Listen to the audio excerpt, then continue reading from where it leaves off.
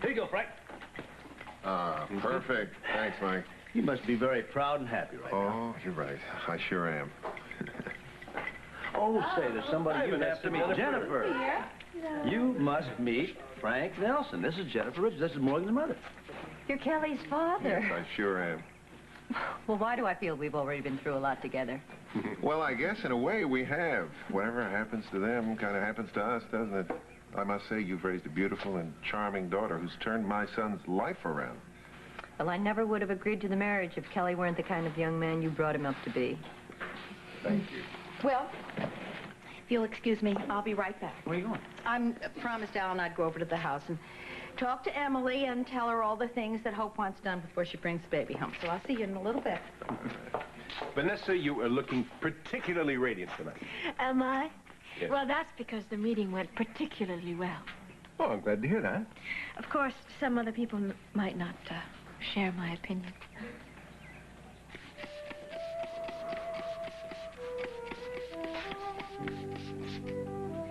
Oh, Ross, come on. You're making my plants nervous. Which one of them told you that? They're all chanting it in unison, can't you hear? They want the old relaxed Ross back again. Ah. I'm more relaxed just being with you. Oh, fine. Ross, if you remember, I read eyes. What would you say to a nice mile run in the park? No, I don't think so. Listen, I wish some of your home remedies that you learned from your grandmother would make this problem disappear, but I'm afraid not. My grandmother didn't teach me about jogging, but I know she'd approve. You know that physical exercise is a very good release for stress? Yeah, I know. I can see the tension all over you, Ross. It's in your shoulders. It's in your... Just come here. Would you come here, please? No. Come on. No, please. I don't want to sit down. I want to pace. You need to sit down. Not only that, you need to take this jacket off, okay? Don't stare at me. Just take it off, okay? All right. And you need to loosen your tie and the top button on your shirt. It's blocking the blood flow to your brain. Let me take these, okay? Careful. Okay, I'll be careful. Now, I'm going to do a little massage here, okay? I want you to relax. I am relaxed. This is me, relaxed. Could we drop our shoulders, please? Good, going. Okay, now, I have a little exercise I want you to try, okay? All right. First, you have to close your eyes. Okay. Okay. Now, imagine you're floating. You've had a big weight on your shoulders, and it's suddenly been lifted off. And you're getting lighter, and lighter, and lighter.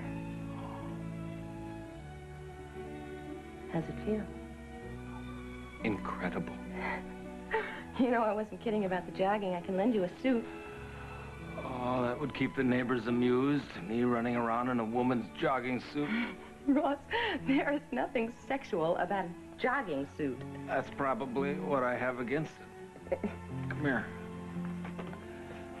Sit. Oh, aye, Captain. Oh, all right.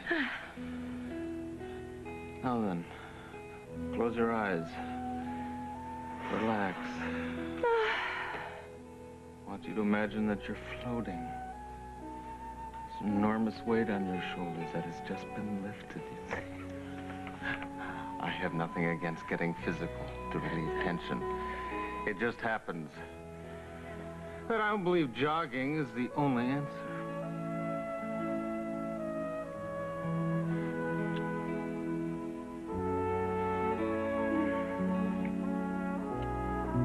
Oh, Derek, I just love this letter.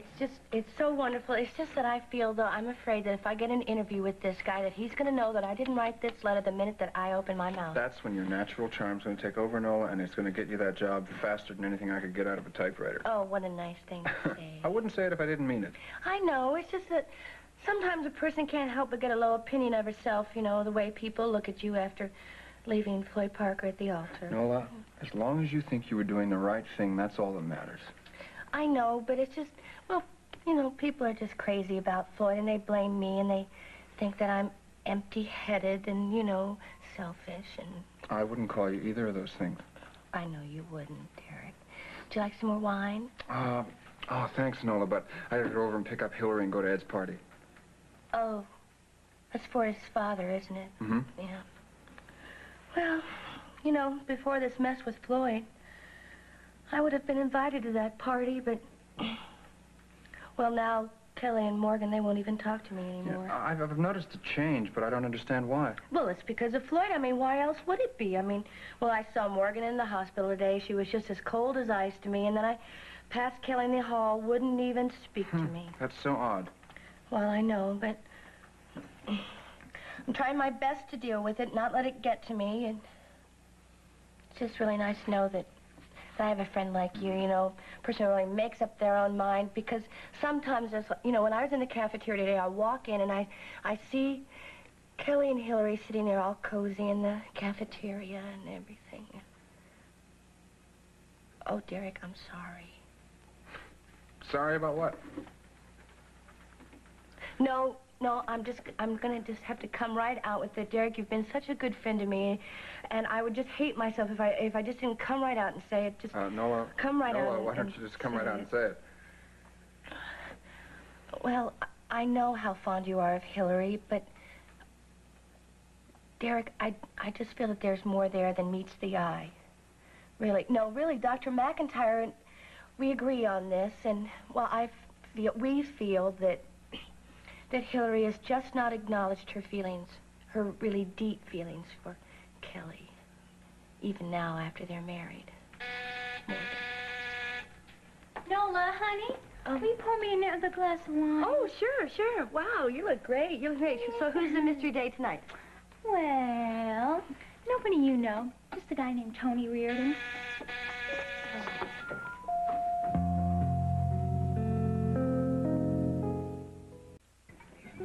Katie, I was so glad to see you walk in here tonight. Well, Floyd kind of pressured me into it. He swore he wouldn't come if I didn't come, and I think he needs to be with friends right now. I don't think it's a bad idea for you to be with friends either. Yeah, well, when I first walked in here, all I could think about was the last time I was here when Andy took my keys. I'm sorry I had to put you through that. I don't blame you, Mike. Besides, I'm probably better off in the long run. Well, you hang on to that thought, Katie, and don't let yourself forget it for a minute, and the fact that Andy's hopefully going to get the help he needs.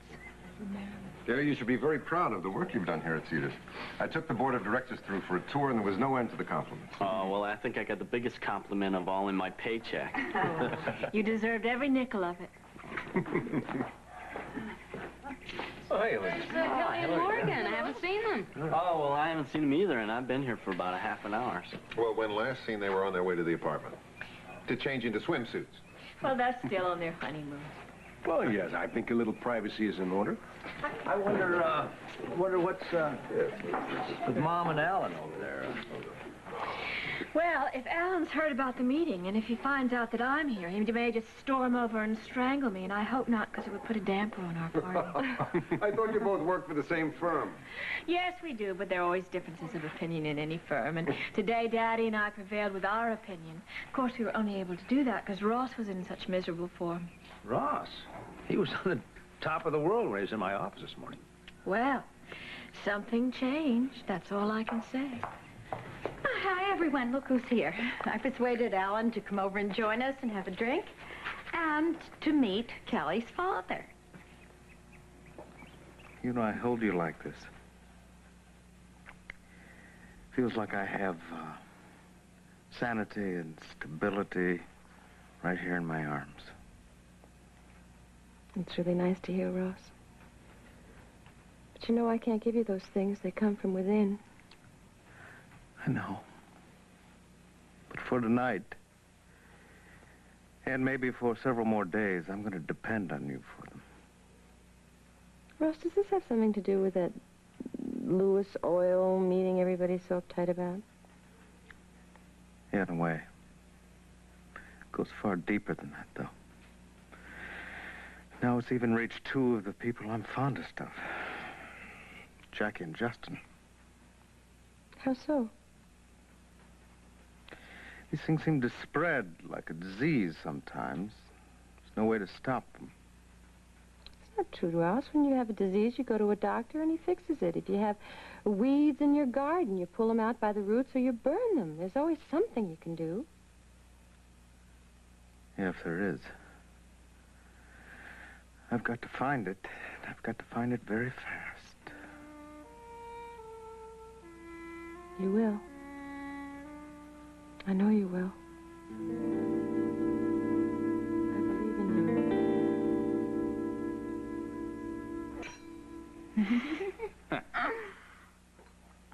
You know, Tony, I know how much you like a home-cooked meal, so if you want to stay in tonight, I won't mind. Tonight, Gracie, we go out. But I'll take you up on that home-cooked meal some night soon, okay? Sure, real soon. Come over here. It's been a long time, huh? Too long. Look, I'm gonna go get my stuff. I'll be right back. You do that.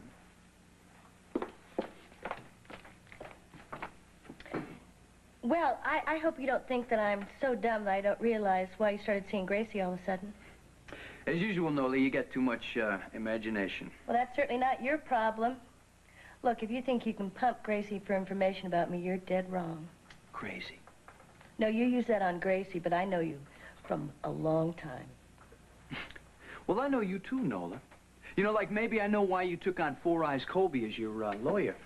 Well, it's very simple, brother dear. He is a very good lawyer. He's young. He comes from the neighborhood. He doesn't have his nose stuck up in the air, and he won't charge me an arm and a leg. Yeah, go on. That's it. No, you left out the part about Hillary Bauer, remember? You see, I was there the night you came back after Kelly shot you down. I remember all the whining you were doing about how Hillary hates you and how you're just sure that she was the one that went and told Kelly. Look, if Hillary hadn't stuck her nose where it didn't belong, none of this would have happened. That's exactly what I'm talking about. So now you're going to use old Colby here to go back and get back at Hillary, aren't you? You know, I don't know what you're getting so excited about. Or could it be that look that I saw in your eyes this afternoon when Hillary walked into the cafeteria with Kelly? Maybe I'm not the only Reardon with big dreams. Oh, no. No. Don't you ever put me on... Tony, come on, I'm ready.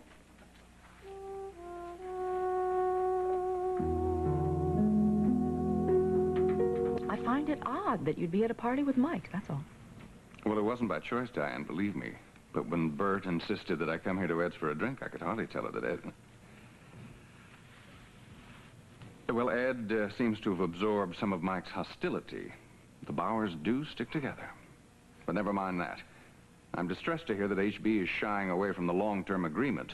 A short-term deal would never pay off for us. I know. I'm sure that's why Henry and Vanessa want it so badly. Vanessa's here now. Perhaps we should have a little heart-to-heart. Oh, save yourself the trouble, Alan.